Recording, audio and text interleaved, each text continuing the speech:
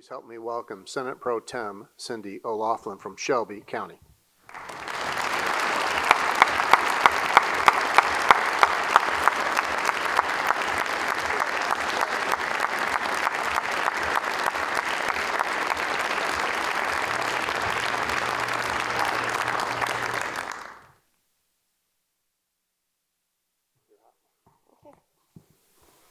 Good afternoon, senators, distinguished guests, and fellow Missourians.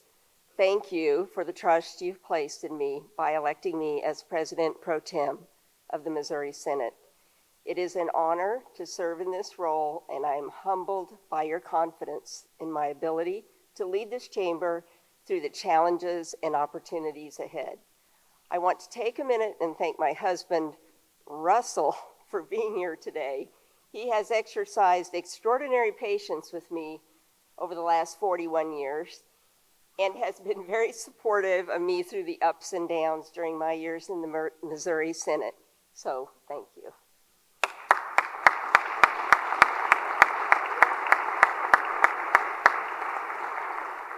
So, like many of my most passionate supporters and sharpest critics, my political career did not begin in the Capitol.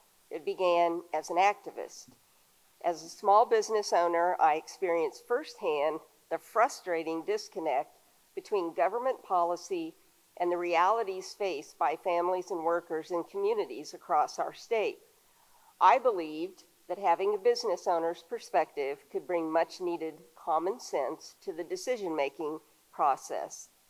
When a Senate seat opened, I initially tried to encourage other business owners to step up, but no one was willing to take on that challenge, so I decided to step forward myself. 6 years later, I am honored to stand before you as your leader and humbled by this journey. We have much to accomplish, and with hard work and God's grace, I believe that we can make a difference for the people of Missouri. Throughout my time in public service, I've held firm in my belief about what truly makes Missouri great. Our greatness is rooted in the strength of responsible families who work hard, educate their children, and build resilience and faith. It is grounded in the character and wisdom of our young people, qualities that guide them to make sound decisions, achieve success, and lay the foundation for their own families. Dedicated parents, through their tireless efforts, instill in their children the determination to reach for their goals. This has always been the hallmark of societies that thrive. Our policies must reflect those values. We must support strong, healthy families, expand access to quality education, ensure safe neighborhoods, and set high expectations for the next generation. This is the foundation for success and prosperity. Yet, we have too often allowed ourselves to be distracted from this path. While I am confident in what makes the state great, I must also speak plainly about what does not. Our greatness does not come from diversity, equity, and inclusion initiatives that prioritize superficial measures over merit and responsibility. Our greatness does not stem from policies that make abortion easy and accessible while devaluing the sanctity of life and undermining the sanctity of the family. Our greatness is not found in unchecked illegal immigration, which strains our resources and challenges our communities. Our greatness is not found in enabling destructive behaviors, whether it's gambling away a paycheck or the normalization of drug use. When we look at the trajectory of our state, it is clear that we are facing real challenges. But I believe that by returning to our core values and principles, we can chart a better course forward. I stand before you today as the first woman to ever be elected President Pro Tem of the Missouri Senate.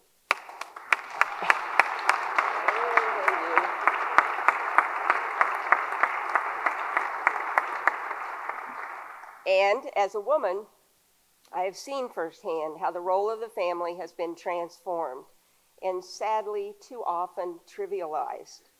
Mothers have been undervalued, fathers have been dismissed, and the institution of marriage has been diminished.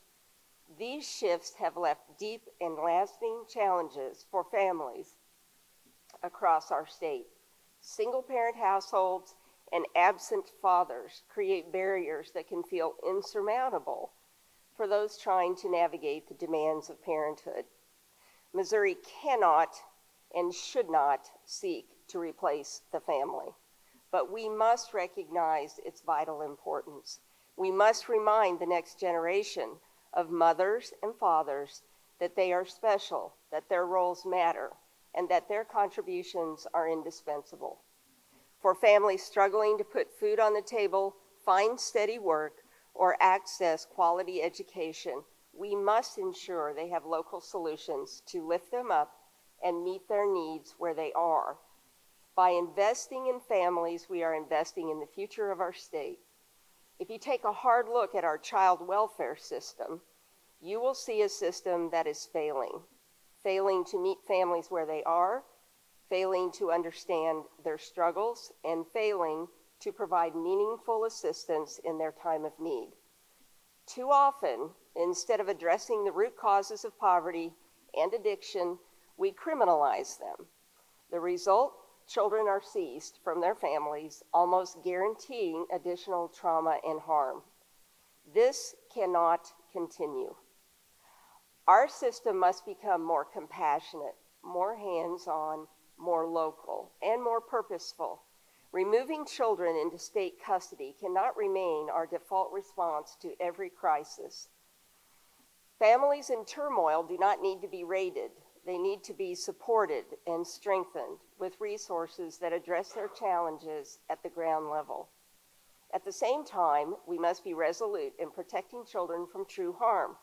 In cases of physical or sexual abuse, we must act swiftly and decisively to ensure their safety. These children deserve secure, loving homes, whether with foster families, relatives, or other kinship support. When biological parents refuse to take the steps necessary to provide a safe environment, we must stop subjecting innocent children to cycles of harm. Children in crisis deserve more than delayed action and endless uncertainty. They deserve a clear and stable path to safety, permanency, and hope for a better future. Our responsibility is not just to respond, it is to act with purpose and urgency, ensuring the best outcomes for the most vulnerable among us. Too many of Missouri's children are being left behind, not because they lack potential, but because we have failed to give them the tools to succeed. A quality education should be the cornerstone of every child's future, yet in some of our school districts, large and small, basic skills like reading and math are neither taught effectively nor prioritized. Despite investing millions of additional dollars in literacy training and being 4 years past the COVID pandemic, only 41% of our students are reading at grade level or above. These failures deprive children of the ability to build the foundation they need for a lifetime of learning and opportunity. Every child can learn, and every child must be taught to read. Without this skill, their futures are stolen before they even begin. This failure is not the fault of one group alone. It is a collective failure. From the state to school boards, from educators to parents, every stakeholder must do better. It is time to refocus our efforts on results that matter. Can a child read by the 3rd grade? Can they understand and analyze what they have read by the 8th grade? Are they prepared by high school graduation to pursue a trade, higher education, or a career of their choosing? These are the benchmarks that define success. And by these measures, we are failing far too many children in Missouri. This cannot continue. We must also recognize that education and health are deeply intertwined. A child who is not well nourished cannot focus, learn, or thrive. Our policies should encourage environments that support physical and mental well-being, beginning with the basics of proper nutrition and active lifestyles. Far too many children are consuming diets that hinder their ability to concentrate and succeed in school.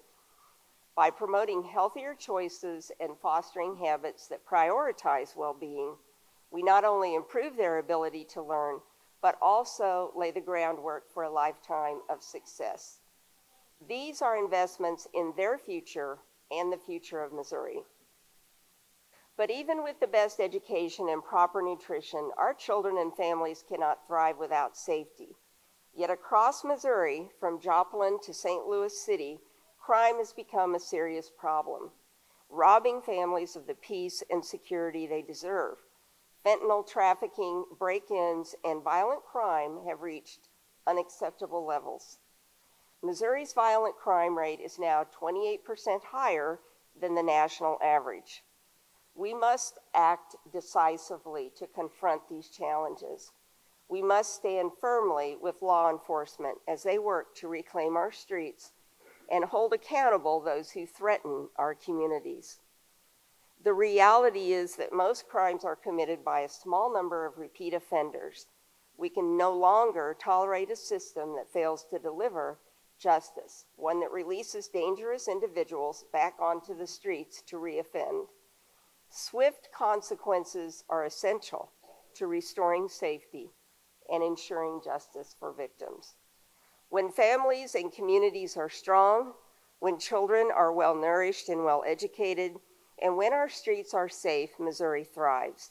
These are not lofty ideals. They are achievable goals, but reaching them will require determination, focus, and the courage to make hard choices necessary for our future. For those of you who know me, you know I've spent my life working in male-dominated industry, from trucking to ready-mix concrete. And as the mother of 4 sons, I've learned how to make tough decisions and stand firm against ideas that don't stand up under scrutiny. These experiences have taught me the value of building strong foundations, both in business and in life. In state government, just as in concrete, the foundation matters. The people of Missouri deserve results that are real, measurable, and above all, accountable. Government at every level must be transparent. Taxpayers have a right to know how their money is being spent and to trust that every dollar supports the priorities that matter most. Building better roads, ensuring safe streets, strengthening families, expanding quality education options, and fostering an environment where businesses can create good-paying jobs. Every decision we make should reflect the values of the people we serve and deliver results that stand the test of time, just like the strongest foundation. It is time to set clear standards and demand accountability. We owe it to the people of Missouri to ensure their hard-earned tax dollars are not wasted on political agendas, but invested in ways that strengthen our communities and deliver results that are as solid as the values we represent. I'm excited for the work ahead.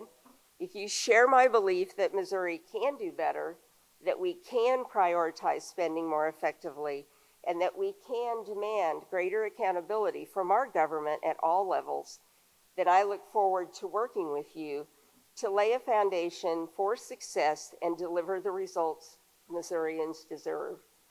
To my colleagues, I offer this invitation.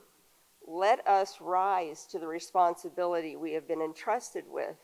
Leadership requires collaboration, thoughtful debate, and decisions rooted in sound policy. It is not always an easy path, and there will always be critics. But I have confidence in each of you, in your ideas, and in your commitment to making Missouri a great place to live, work, build a business, and raise a family. Together, we can build something lasting. Thank you for your trust in me and for giving me the honor of serving as your leader. I am humbled by your confidence and will work every day to be worthy of it. May God bless us with wisdom, and may he also bless the great state of Missouri. Thank you.